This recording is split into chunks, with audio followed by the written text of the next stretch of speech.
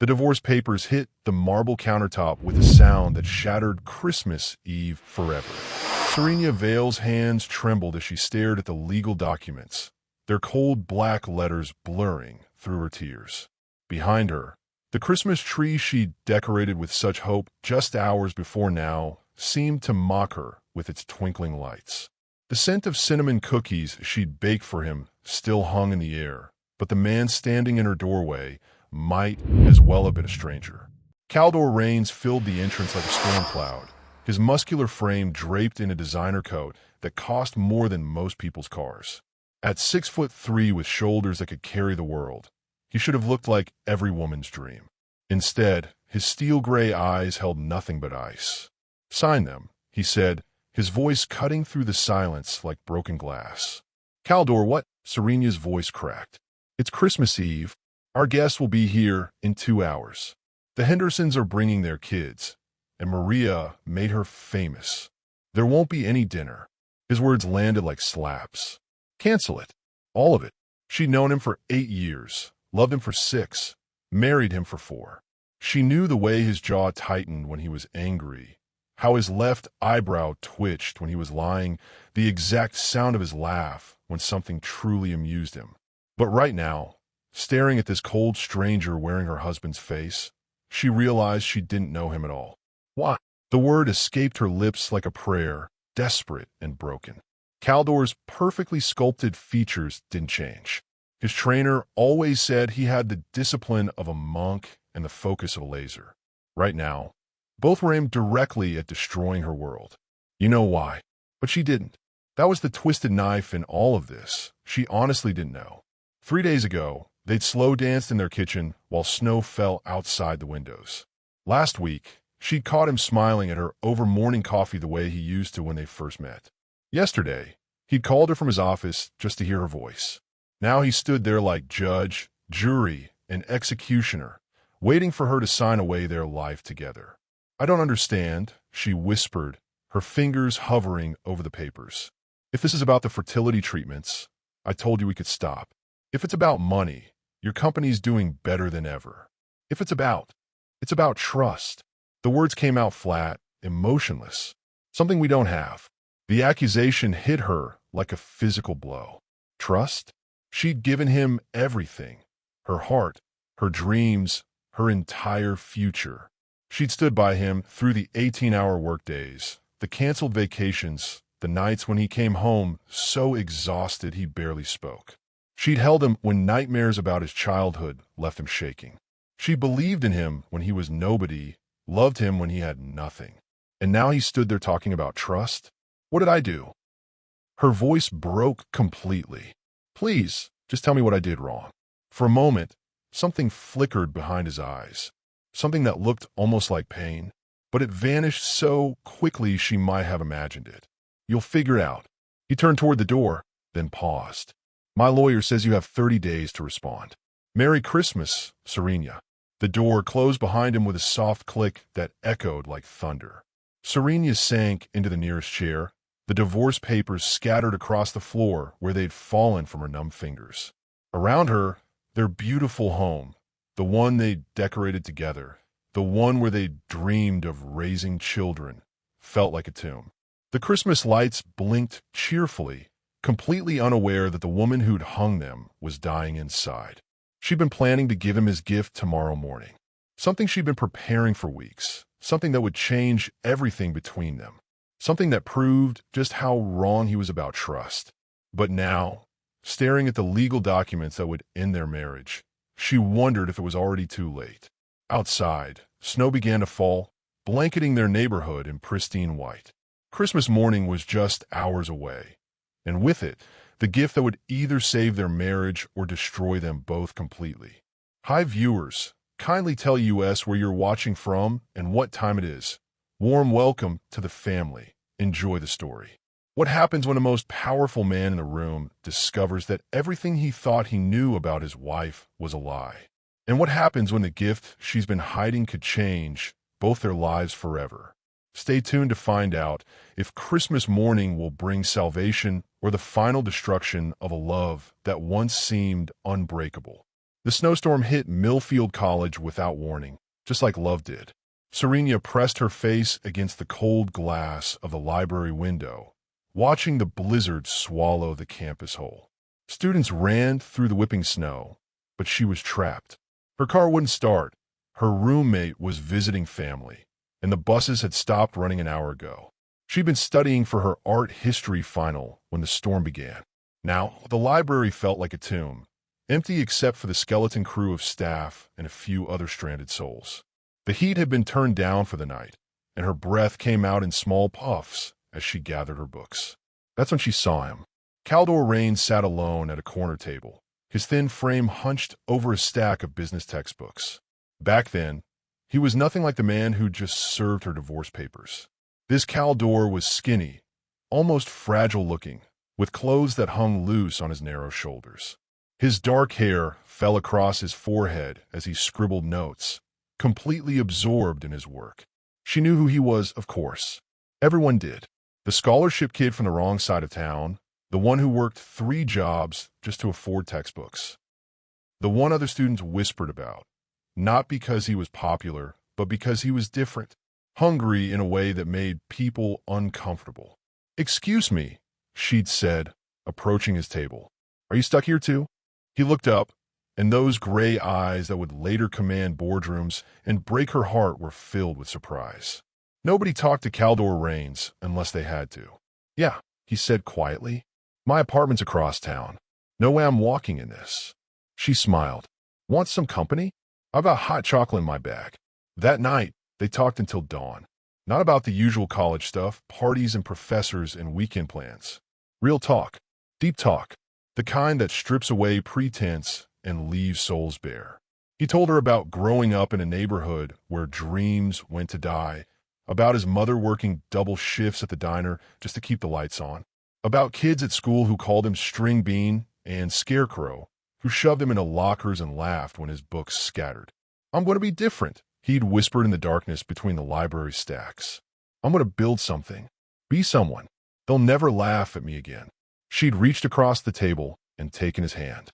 His fingers were long and gentle, artist's hands, nothing like the powerful grip that would later sign business deals worth millions. "You're already someone," she'd said. "You just don't see it yet." When morning came and the snow stopped, he walked her back to her dorm. At her door, he turned to leave, but she caught his arm. "Caldor," she'd said. "I meant what I said. You're already enough." He'd stared at her for a long moment, those gray eyes searching her face like he was trying to memorize it. Then he leaned down and kissed her forehead, soft and sweet. "Thank you," he'd whispered, "for seeing me." That was the beginning. Coffee dates in the student union, study sessions that turned into deep conversations, walks across campus where they shared dreams and fears. He was different from any guy she'd ever known, serious, driven, but also tender in a way that made her heart ache. 6 months later, he carried her through another storm. This time it wasn't snow, but rain, a spring thunderstorm that had knocked out power across half the city. She'd been walking home from her job at the campus bookstore when the sky opened up. Within minutes, she was soaked to the skin, shivering in her thin jacket as lightning split the darkness above. That's when she heard the car door slam. "Serena!" Caldor's voice cut through the rain as he ran toward her. He bought his first car just weeks before. Nothing fancy, a beat-up Honda that barely ran, but it was his. "Get in." Instead of driving her home, he scooped her up in his arms like she weighed nothing. She was surprised by his strength. Months of working construction jobs had started to fill out his frame, adding muscle to those narrow shoulders. "My apartment's closer," he'd said, carrying her through the rain. "You'll catch pneumonia in those wet clothes." His place was tiny, barely bigger than a closet, but it was clean and warm. He wrapped her in his only good towel and made her tea while she sat on his second-hand couch, watching him move around the small kitchen. "You didn't have to carry me," she'd said, but her heart was racing for reasons that had nothing to do with the cold. He turned from the stove, and the look in his eyes made her breath catch. "I'll always carry you," he'd said simply, "through every storm." That night, as thunder rolled overhead and candles flickered in the darkness, he told her he loved her. Not with grand gestures or fancy words, but with quiet certainty that made her believe in forever. "I love you too," she'd whispered, and meant it with every fiber of her being. They were golden then, young and broke, and absolutely certain that love could conquer anything. He worked his construction jobs and studied late into the night while she supported them both with her bookstore wages. They shared dreams over ramen noodles and made plans for the empire he would build, the gallery she would open, the children they would raise together. But somewhere between those sweet early days and the bitter man who'd served her divorce papers, something had gone terribly wrong. The question that haunted her now, sitting alone in their expensive home with divorce papers scattered at her feet, was simple and heartbreaking. When did the man who once promised to carry her through every storm decide to become the storm himself? The first crack in their perfect love story appeared on a Tuesday morning in April, 3 years after their wedding. Serena sat in Dr. Morrison's office, the fertility specialist's words echoing in her head like a death sentence. Beside her, Caldor's hand had gone rigid in hers, his knuckles white as he gripped the armrest of his chair. "I'm sorry," Dr. Morrison said, his voice gentle but clinical. "The test results are conclusive. The issue appears to be male factor infertility. Mr. Rains, your sperm count is effectively 0. The silence that followed was deafening. Serena felt Caldor's hand slip away from hers, watched as he seemed to shrink into himself despite the muscle he'd built over the years. The successful businessman, the CEO who commanded respect in every boardroom, looked like that scared college kid again. "Are you certain?" Caldor's voice was barely a whisper. "I'm afraid so. Sometimes it's genetic, sometimes caused by environmental factors or previous illness. Without extensive testing, it's hard to say exactly why, but the outcome is the same. Natural conception is extremely unlikely." Serena reached for her husband's hand again, but he pulled away, standing abruptly. "I need some air." He walked out of the office without looking back, leaving her alone with the doctor and the wreckage of their dreams. She followed him to the parking lot, found him leaning against their car with his head in his hands. "Cal, it's okay," she'd said, using the nickname she'd given him back in college. "We'll figure this out. There are options, IVF, adoption, treatments." "It's not okay." His voice was hollow, broken in a way she'd never heard before. "Don't you get it? I'm not a real man." "That's ridiculous. You're the strongest person I know." He laughed, but there was no humor in it. "Strong? I spent my whole life proving I wasn't that weak kid everyone picked on.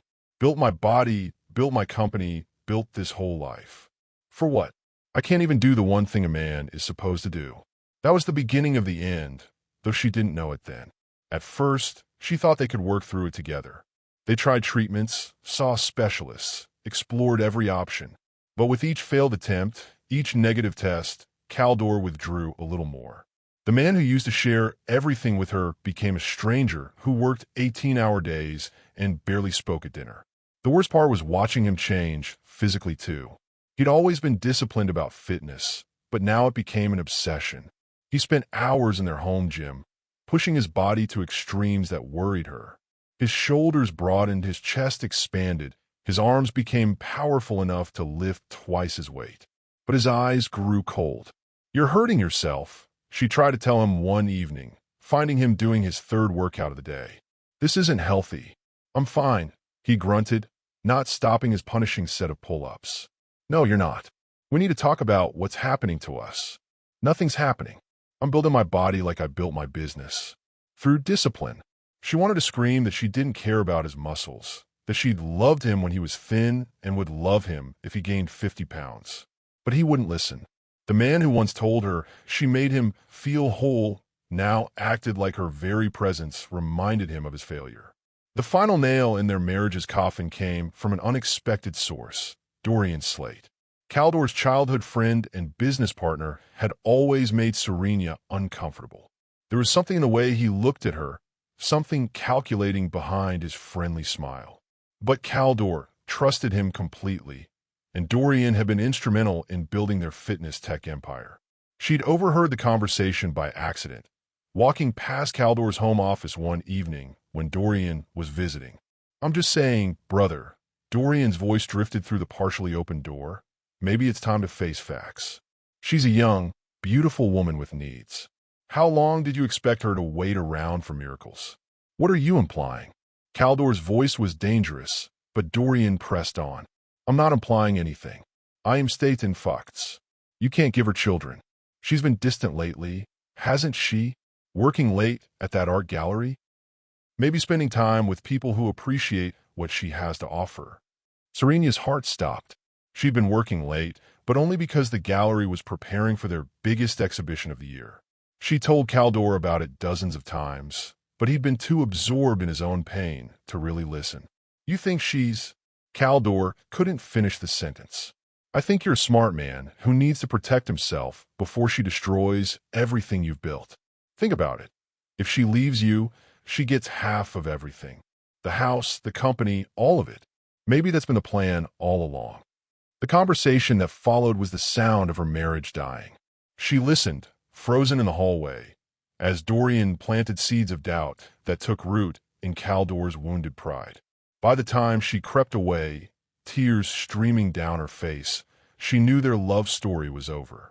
What Caldor didn't know, what she'd been trying to tell him for weeks if he'd just listened, was that she'd been seeing doctors on her own.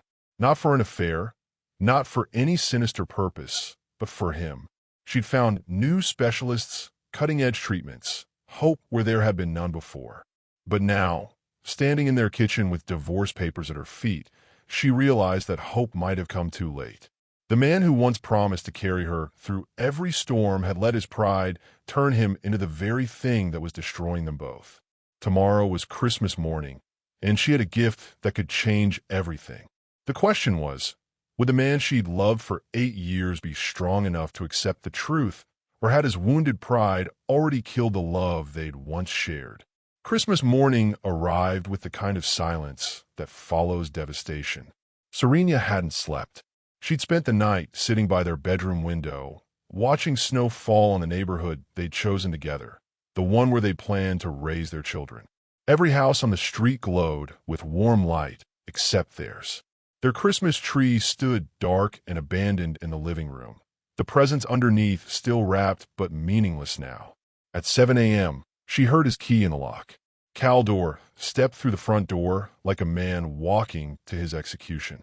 He'd changed clothes. Gone was the expensive coat from last night, replaced by simple jeans and the old college sweatshirt she'd bought him years ago. For a moment, seeing him in those familiar clothes, she could almost pretend they were still those young lovers who'd fallen asleep talking in the library. Almost. I came for my things, he said, not meeting her eyes. I know. Her voice was steady, though her hands shook as she reached for the small wrapped box on the coffee table. But first, I have something for you.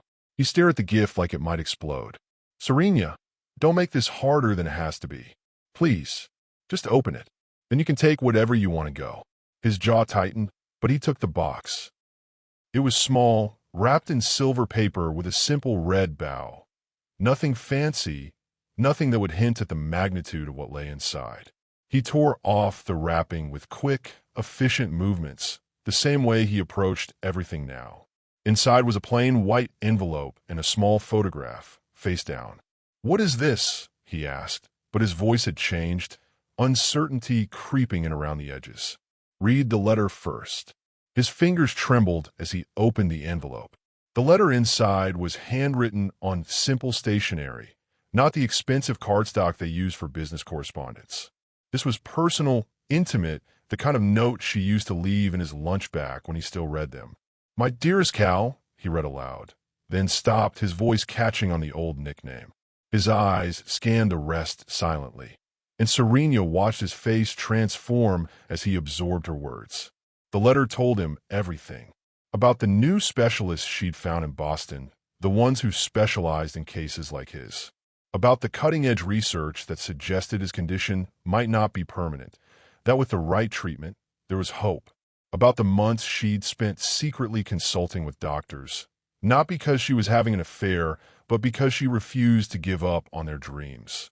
About the second opinion that changed everything. "The doctors were wrong," she said quietly as he finished reading. Dr. Chun at Massachusetts General ran different tests, more comprehensive ones. Your condition is treatable, Caldor. It was always treatable. His hands were shaking now, the letter fluttering like a trapped bird. That's impossible. We saw 3 specialists. They all said the same thing because they all ran the same outdated tests. Dr. Chin uses newer technology, more advanced methods. Your condition isn't genetic. It was caused by that high fever you had as a child, the one that nearly killed you. But it's reversible. She watched him process this information, saw the moment when hope and disbelief warred in his gray eyes. The man who'd built an empire on determination and planning looked lost, like a child trying to solve a puzzle with missing pieces. "Why didn't you tell me?" he whispered. "I tried. For weeks, I tried to get you to listen, but you were so convinced that I was drifting away, so certain that I was unhappy. Every time I started to explain about the appointments, you'd shut down or find reasons to leave the room." He set the letter down with careful precision, his businessman's control reasserting itself.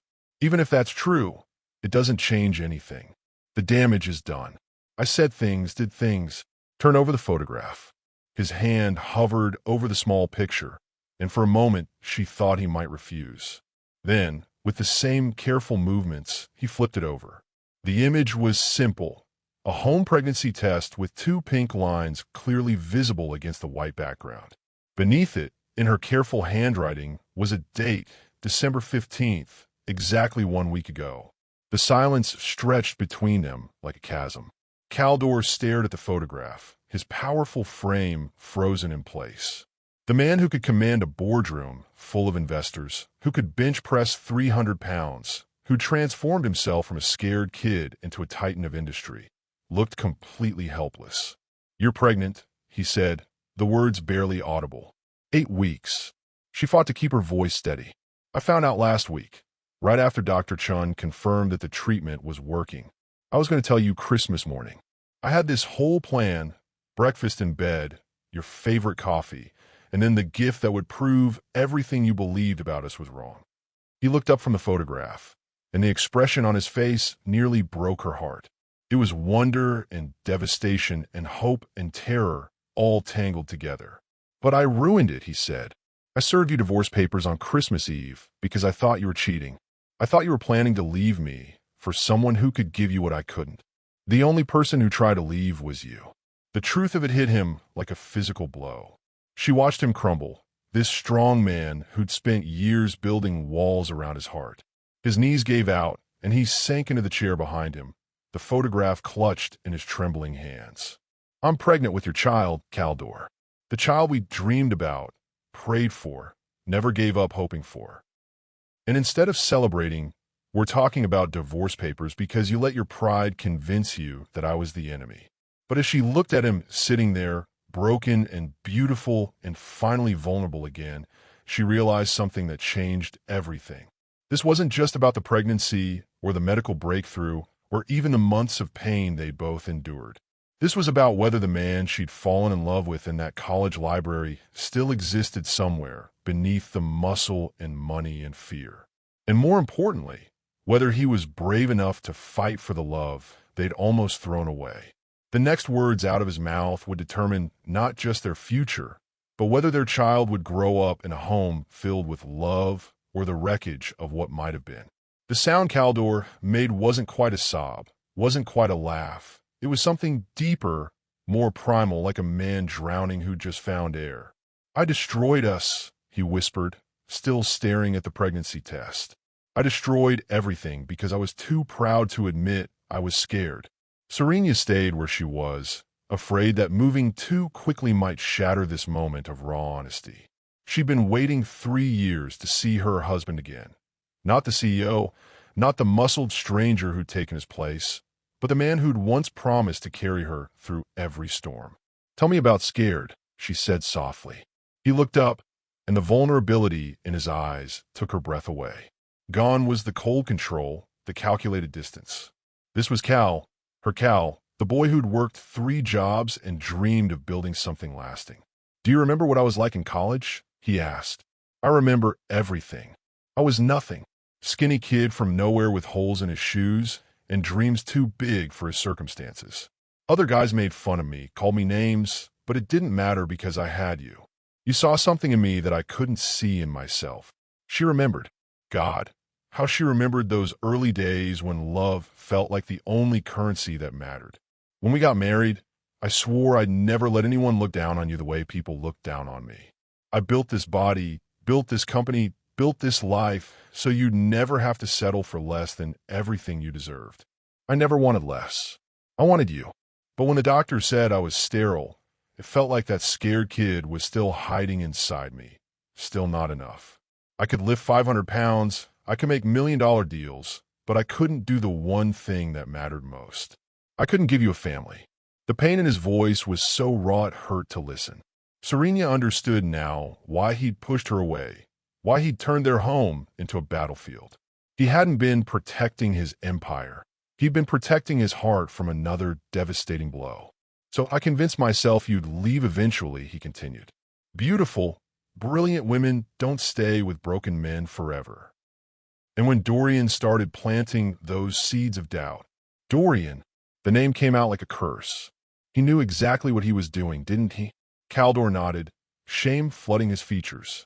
He played every insecurity I had like a violin. Made me believe you were working late because you were seeing someone else.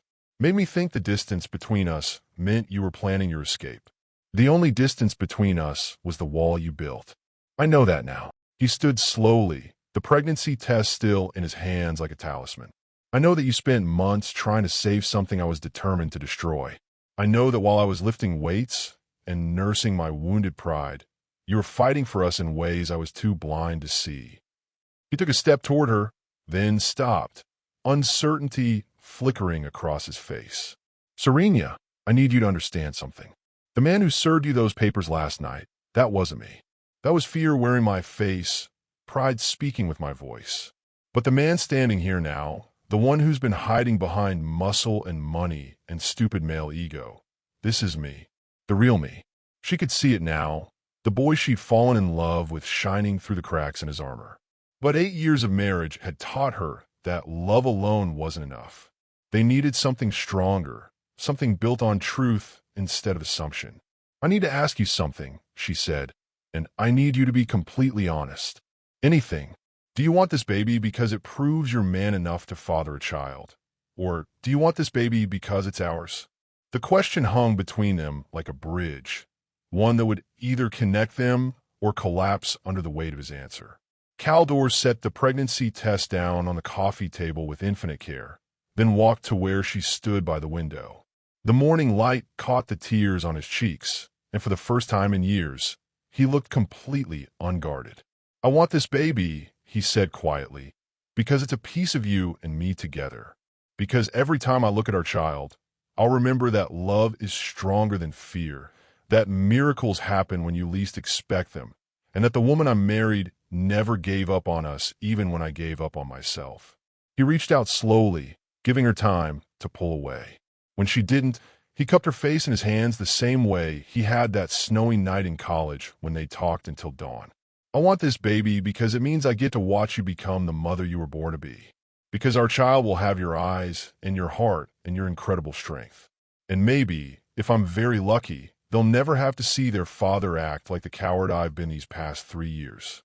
The words broke something open inside her chest, something that had been locked away since the first time he'd pushed her away. This was the man she'd married, the one who could see beauty in broken things and hope in impossible situations. Can you forgive me? He whispered. Not just for last night, but for all of it. For choosing fear over trust, for letting my insecurities poison what we had, for serving divorce papers to the woman carrying my child on Christmas Eve. She thought about everything they'd lost, all the nights they'd slept in the same bed but miles apart, all the conversations that had become arguments, all the dreams that had curdled into resentment. The man she'd loved had hurt her in ways she was still discovering. But she also thought about the college kid who'd carried her through a rainstorm, the young husband who'd held her when she cried over failed pregnancy tests, the dreamer who'd built an empire just to give her the world. That man was still here, still fighting to find his way back to her. I forgive you, she said, and watched relief flood his features. But Cal, we can't go back to the way things were. We need to build something new, something stronger. No more walls, no more secrets, no more letting fear make our decisions. How do we do that? She smiled, placing her hand over her still flat stomach where their miracle was growing. We start by remembering that we're not enemies. We're a team, and our child deserves parents who fight for each other instead of against each other. He covered her hand with his, and the simple gesture felt like coming home.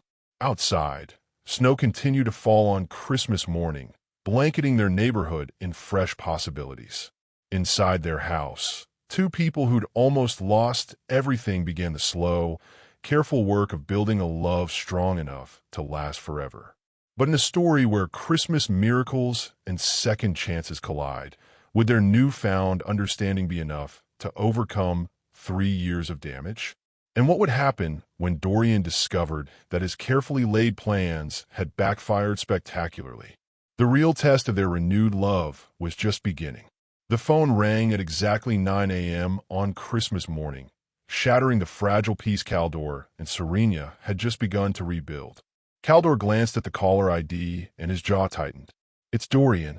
"Don't answer it," Serena said quickly, but he was already reaching for the phone. Old habits died hard, and Dorian had been his business partner for too long to ignore.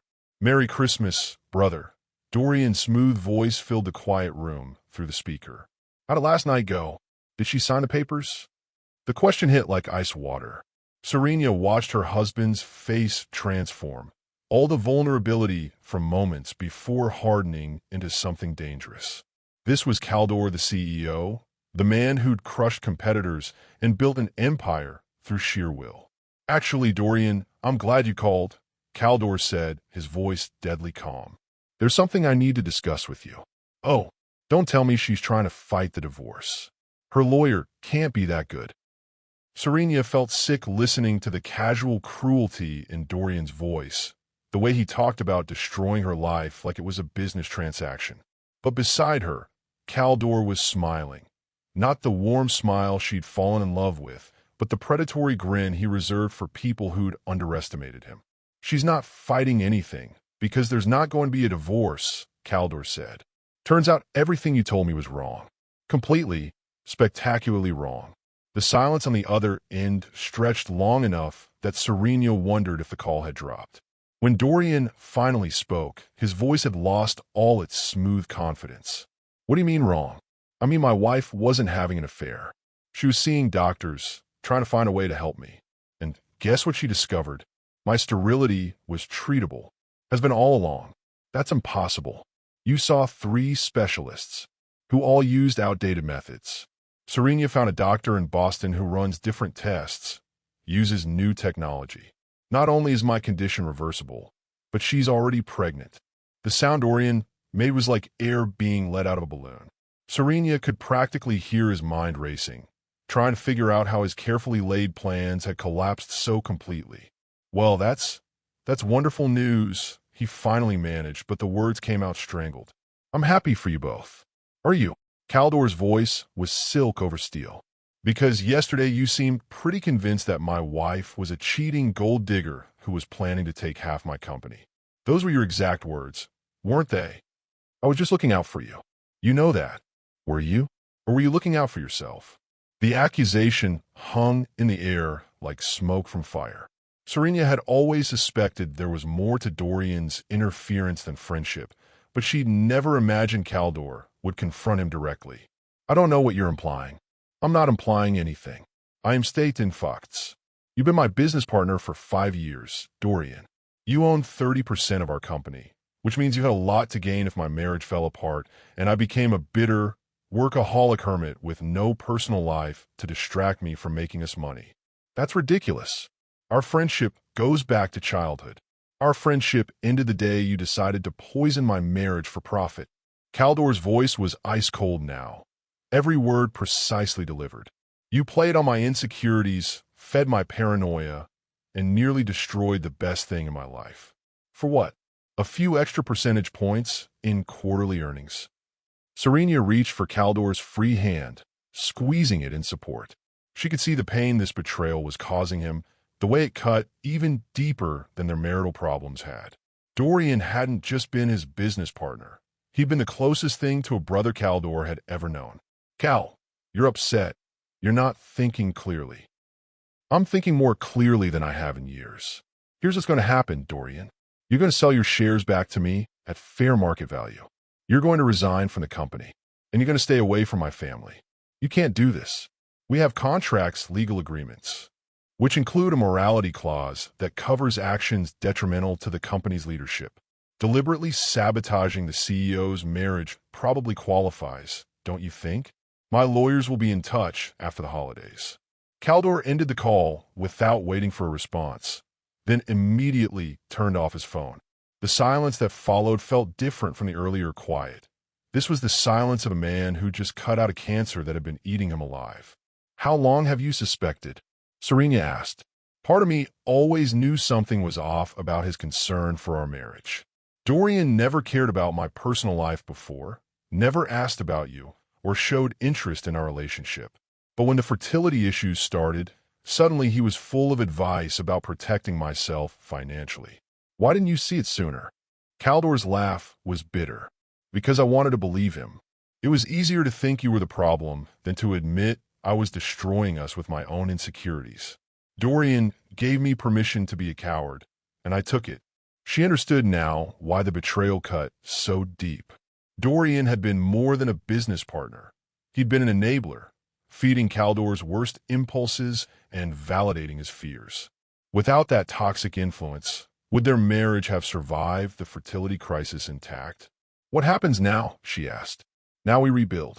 Not just our marriage, but everything. The company, our trust, our future. He pulled her closer, his arms strong and sure around her. And we make sure our child never has to wonder if their parents love each other. But as they held each other in the morning light, both of them knew that cutting Dorian out of their lives wouldn't be simple. He knew too much about their business, had too many connections in their industry, and had never been the type to accept defeat gracefully. The war for their marriage might be over, but the battle for their future was just beginning. And somewhere across town, Dorian Slate was planning his next move in a game where the stakes had just gotten infinitely higher. 3 days after Christmas, Caldor walked into his office to find chaos waiting for him. His assistant, Maria, was fielding phone calls with the desperate efficiency of someone trying to hold back a flood with a teacup. Her usually perfect composure was cracked, stress written in the tight lines around her eyes. Mr. Raines, thank God you're here, she said, covering the phone's mouthpiece. The Henderson Group is threatening to pull their contract. Morrison Industries wants an emergency meeting, and there are 3 reporters in the lobby asking about company stability. Caldor's blood ran cold. In the 3 years since their fitness tech company had gone public, their reputation had been spotless. They were known for innovation, integrity, and steady leadership.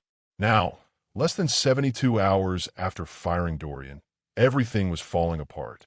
What exactly are they saying? He asked, though he already suspected the answer.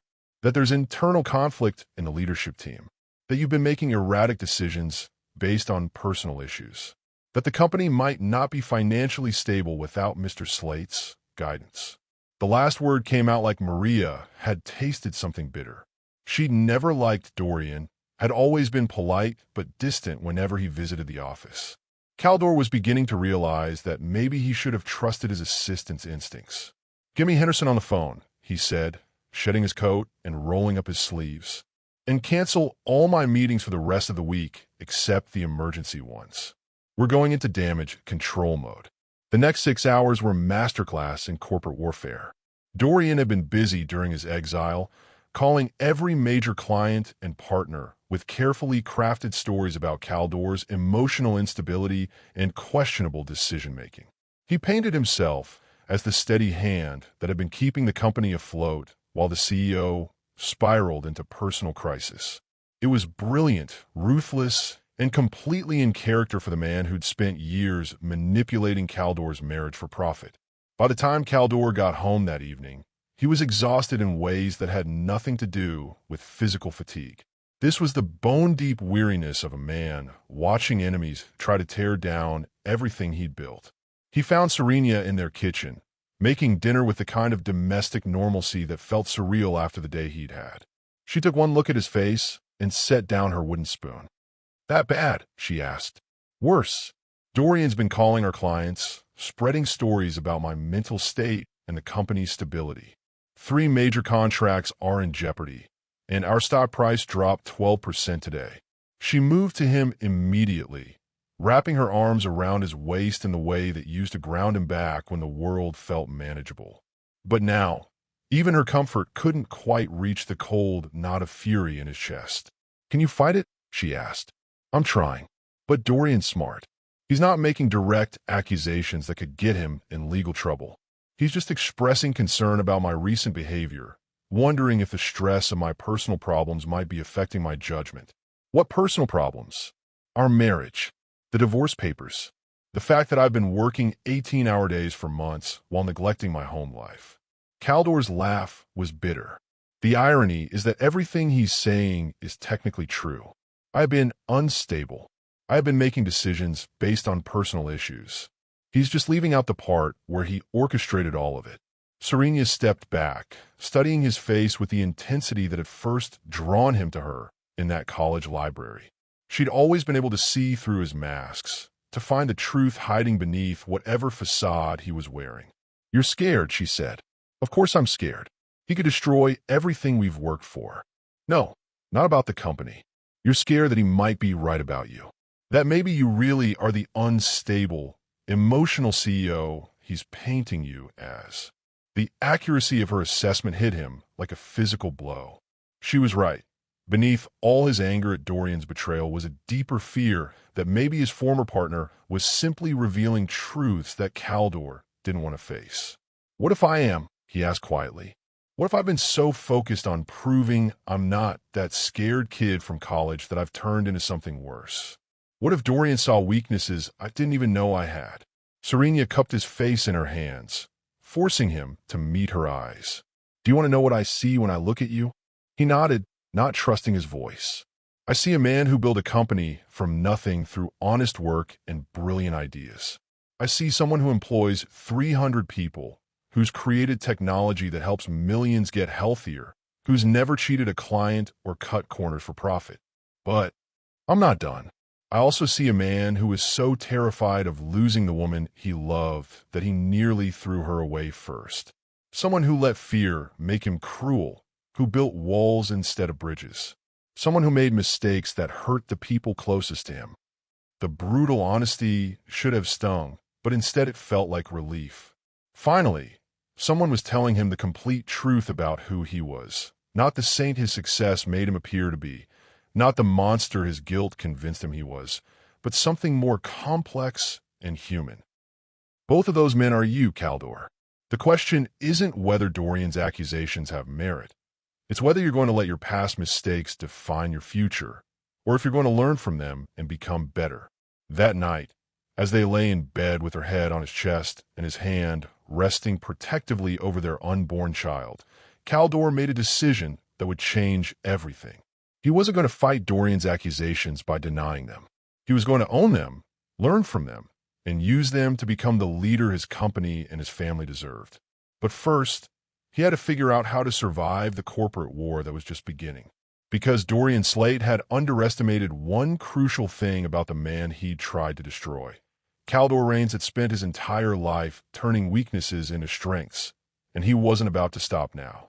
The boardroom at Rains Fitness Technologies had never felt smaller than it did on the morning of January 15th, when Caldor faced his investors for what might be his final meeting as CEO. 12 faces stared back at him across the polished conference table. Men and women who trusted him with millions of dollars, who believed in his vision when the company was nothing but blueprints and dreams. Now, 3 weeks after Dorian's campaign of whispers and doubt, that trust was hanging by a thread. "Let's address the elephant in the room," said Margaret Shun, the lead investor and the closest thing to an ally Caldor had left. "There are serious concerns about leadership stability at this company.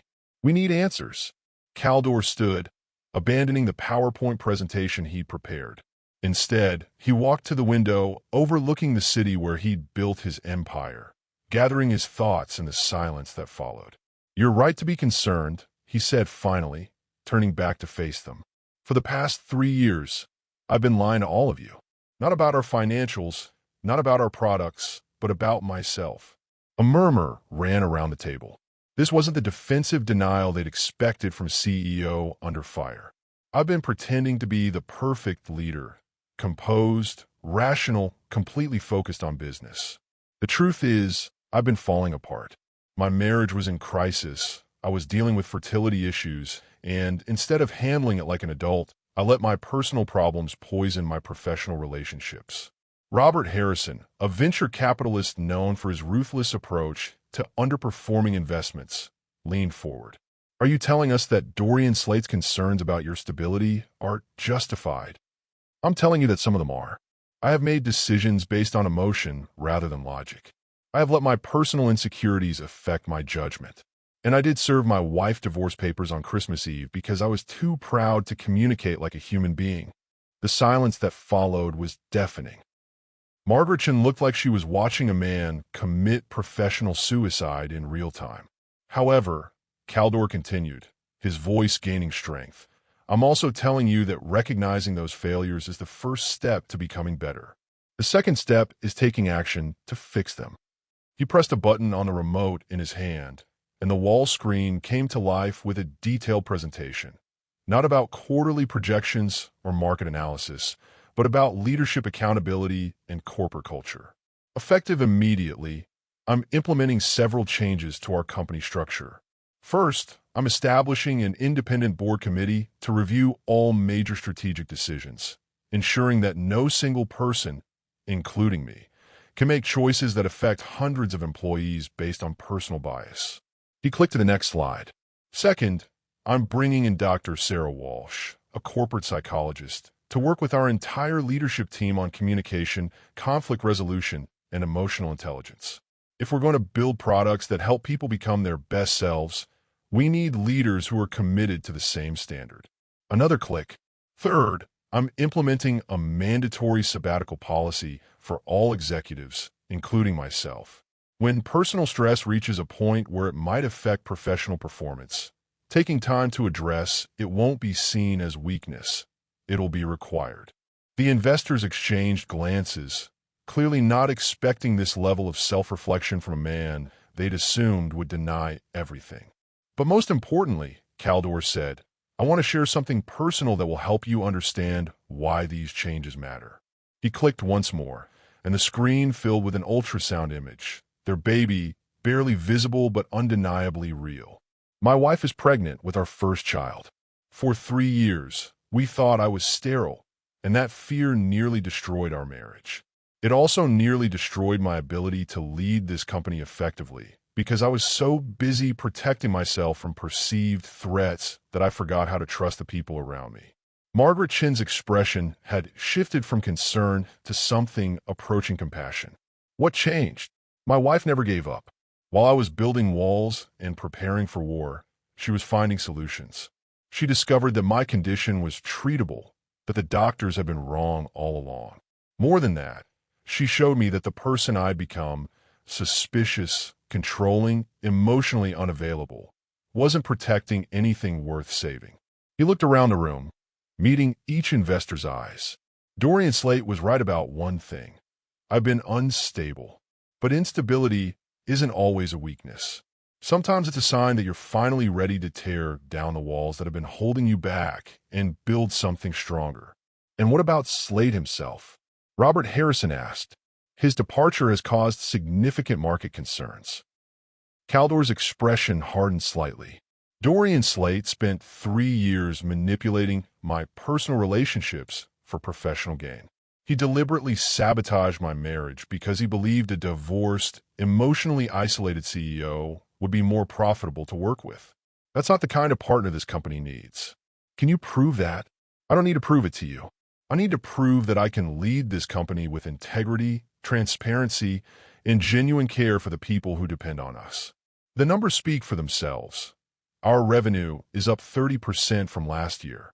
Our employee satisfaction scores are at an all-time high, and our new product line is exceeding every projection.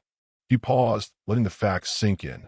One man's attempt to undermine our leadership doesn't change the reality of what we've built together. The discussion that followed was intense, but respectful. These weren't corporate vultures looking to tear apart a wounded company. They were investors who believed in Caldor's vision from the beginning and wanted to understand how to move forward. By the time the meeting ended 2 hours later, the vote was unanimous. Caldor would remain as CEO, with the new accountability measures in place and a renewed focus on sustainable leadership practices. As the last investor left, Margaret Chun lingered behind. "That was either the bravest thing I've ever seen in a boardroom, or the most foolish," she said. "Honestly, it felt like both." She smiled. "Good leaders should feel that way sometimes. Congratulations on the baby, by the way. Any idea if it's a boy or girl?" "Too early to tell. But either way, they're going to grow up knowing their parents fought for each other instead of giving up when things got hard." Walking home that evening through the January snow, Caldor felt lighter than he had in years. The company was safe, his marriage was healing, and for the first time since college, he felt like the man he was becoming might actually be worthy of the life he'd been given. But success always came with a price, and somewhere in the city behind him, Dorian Slate was discovering that losing wasn't something he handled gracefully. The game was far from over, and the next move would determine whether Caldor's newfound happiness could survive what was coming. The attack came at dawn on Valentine's Day, swift and vicious as a knife between the ribs. Serena was making coffee when her phone exploded with notifications, text messages, missed calls, social media alerts all flooding in at once. The first message she opened made her blood run cold. "Is this your husband?" From her college roommate, followed by a link to a gossip website. The headline screamed, "Tech CEO's secret affair. Pregnant mistress exposes fitness empire fraud." Below it was a photo that made Serena's hands shake. Caldor leaving a medical building downtown, his face tense with concentration. The caption read, "Caldor Rains, CEO of Rains Fitness Technologies, exits fertility clinic after meeting with alleged mistress who claims to be carrying his child." The article was a masterpiece of lies wrapped around tiny kernels of truth. Yes, Caldor had been to that medical building, accompanying Serena to her appointments with Dr. Chun. Yes, she was pregnant, but the story painted her as a calculating mistress who'd seduced a married CEO and was now using her pregnancy to extort money from his company. Most damning of all was a series of leaked financial documents supposedly showing money being funneled from company accounts to pay for Serena's medical treatments and living expenses. The documents were sophisticated forgeries, but convincing enough to fool anyone who didn't know the real story. Caldor found her sitting on their kitchen floor, surrounded by her scattered phone and the printouts she'd made of the articles that were already spreading across social media like wildfire. "Serena? What's wrong?" She handed him her phone without a word, watching his face transform as he read. The man who'd faced down hostile investors and corporate rivals looked genuinely shaken for the first time since Christmas morning. "This is Dorian's work," he said quietly. "How can you be sure?" The photos, the timing, the specific details about her medical expenses. He's the only one who had access to that information. He must have been documenting everything for months, waiting for the right moment to strike. Serena struggled to her feet, her pregnancy making the simple movement awkward. At 4 months, she was just starting to show, but the morning sickness had been brutal. The stress of this attack wasn't helping. "What do we do?" Caldor was already on his phone, calling his lawyer, his publicist, his head of security. But even as he fired off rapid instructions, Serena could see the defeat creeping into his eyes. This wasn't a boardroom battle he could win with logic and determination. This was character assassination, and the damage was being done in real time across millions of social media accounts. "We fight it," he said after ending his calls. "We release a statement explaining the truth, provide documentation of our marriage, proof that you're my wife, not my mistress." Will that be enough? The silence that followed was answer enough. In the core of public opinion, truth was less important than narrative, and the narrative of a powerful CEO knocked down by scandal was too juicy for people to resist. By noon, Rain's Fitness Technology stock had dropped 25%. By evening, Three major retailers had announced they were reviewing their relationship with the company. By midnight, #CaldorGate was trending on Twitter, with thousands of users sharing memes about corrupt CEOs and their pregnant mistresses. The real cruelty wasn't in the financial damage, though that was devastating. It was in the way the story twisted their love into something ugly and transactional. Every intimate moment they'd shared, every struggle they'd overcome, was being reframed as manipulation and deceit. "I'm sorry," Caldor said as they lay in bed. Both of them too wired to sleep despite the exhaustion. "I'm so sorry you're being dragged through this. You didn't do this.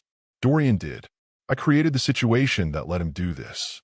If I hadn't been so paranoid about our marriage, if I'd trusted you from the beginning, he never would have had the ammunition to destroy us." Serena turned to face him in the darkness, her hand finding his across the space between them. "Do you remember what you told me the night we first met? In the college library during that snowstorm. I told you a lot of things that night. You said you were going to build something, be someone, that they'd never laugh at you again." He was quiet for a long moment. "Yeah, I remember. Well, they're laughing now.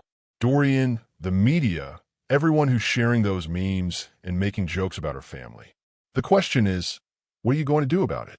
The man beside her was silent, but she could feel the change in his breathing, the subtle shift in his posture that meant he was moving from despair into something more dangerous. "I'm going to remind them who I am," he said finally. "And I'm going to make sure Dorian Slate regrets the day he decided to turn our love into a weapon." But even as he spoke the words, both of them knew that some battles couldn't be won through strength or determination alone. Sometimes the only way to survive was to accept that the world might never understand the truth of what they'd shared, and find a way to build their happiness anyway. Outside their bedroom window, the city hummed with the constant chatter of social media, millions of strangers passing judgment on their lives based on lies and half-truths. Tomorrow would bring new challenges, new accusations, new tests of whether their hard-won love could survive the storm that was still building around them. The question that would determine their future wasn't whether they could clear their names. It was whether they could hold onto each other while the world tried to tear them apart. 6 months later, on a quiet Sunday morning in August, Caldor Rain stood on the front porch of their new home in Montana, watching his wife tend to her garden while their 3-month-old daughter slept peacefully in her carrier. The house was smaller than their mansion back in the city, simpler in every way that mattered. No marble countertops or designer fixtures, just solid wood floors, wide windows that let in the morning light, and enough space for a family to grow and love and be happy. They left Chicago in March, when it became clear that Dorian's poison had spread too far to contain. The company survived, barely, but under new leadership.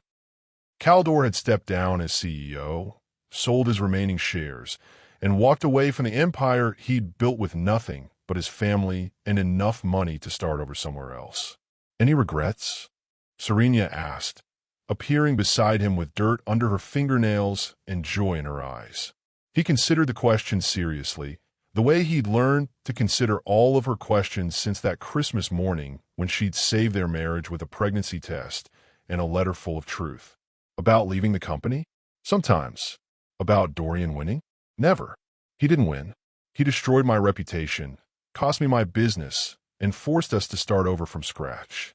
If that's not winning, I don't know what is. Serena smiled, the expression so radiant it took his breath away even after all these years. He tried to destroy us, and we're still here.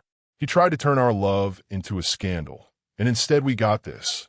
A home where our daughter will grow up knowing her parents chose each other every single day. How exactly is that his victory?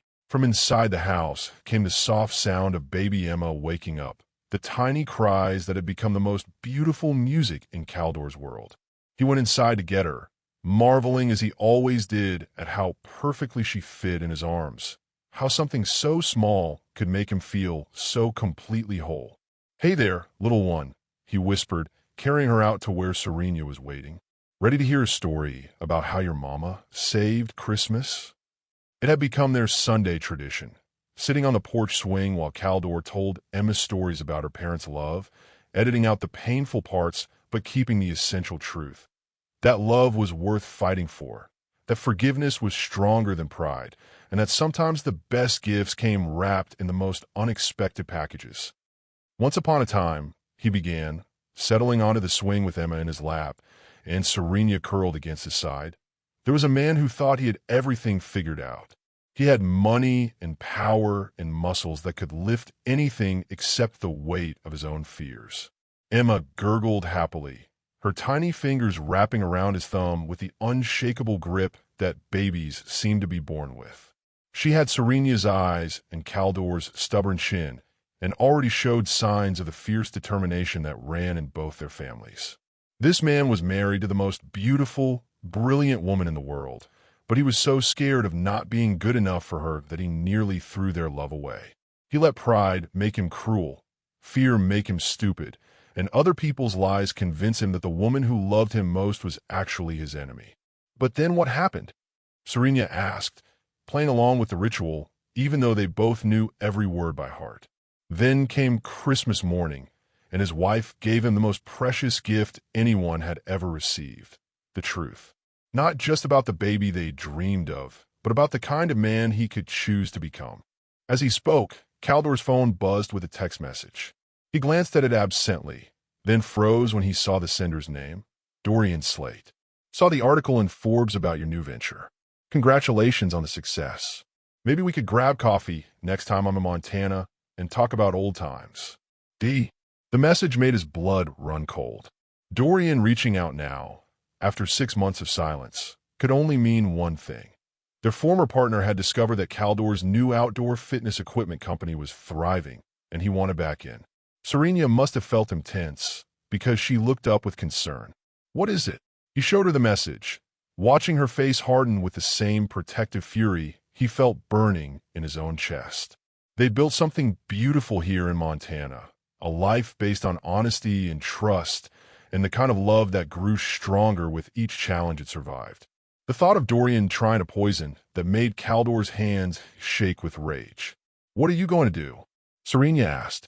Caldor looked down at his daughter, sleeping peacefully in his arms, completely trusting that her parents would keep her safe from anything that might hurt her.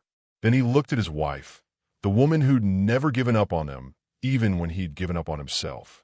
I'm going to delete the message, he said, doing exactly that. And then I'm going to finish telling our daughter her favorite story. About how love conquered fear, about how love conquered everything. As the Montana sun climbed higher in the clear sky, Caldor continued the story that had become their family legend.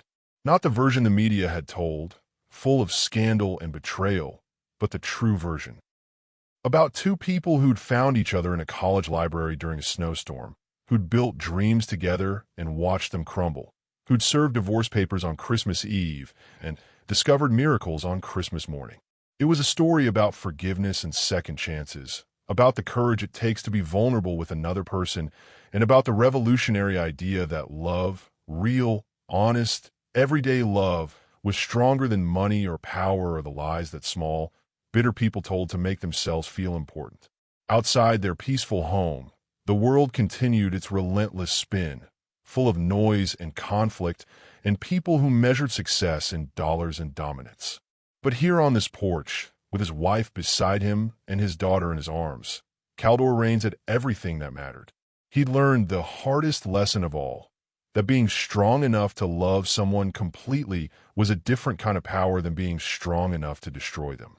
And in choosing love over fear, vulnerability over pride, truth over comfortable lies, he'd found something more valuable than any empire he could have built.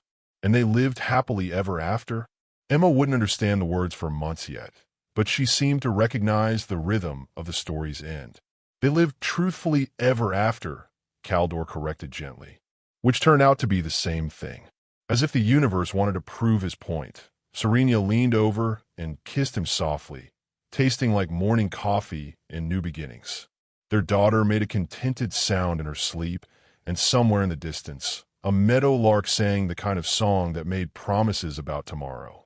It wasn't the ending any of them had expected when divorce papers hit a marble countertop on Christmas Eve, but it was better than anything they could have planned. Real and imperfect and absolutely worth fighting for.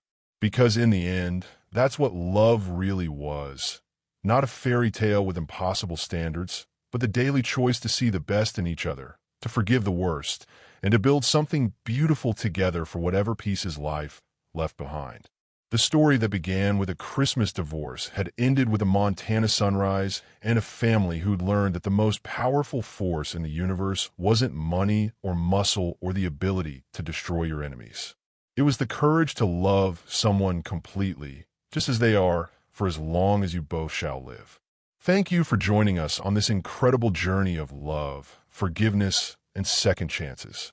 If this story touched your heart, please hit that subscribe button and turn on notifications so you don't miss our upcoming love stories. Share your thoughts in the comments below. We love hearing how these stories inspire you and remind you of the power of true love in your own lives. Your support means everything to us, and together we're building a community that believes love really can conquer all. Until next time, keep believing in the magic of second chances and the miracle of Christmas morning surprises that change everything.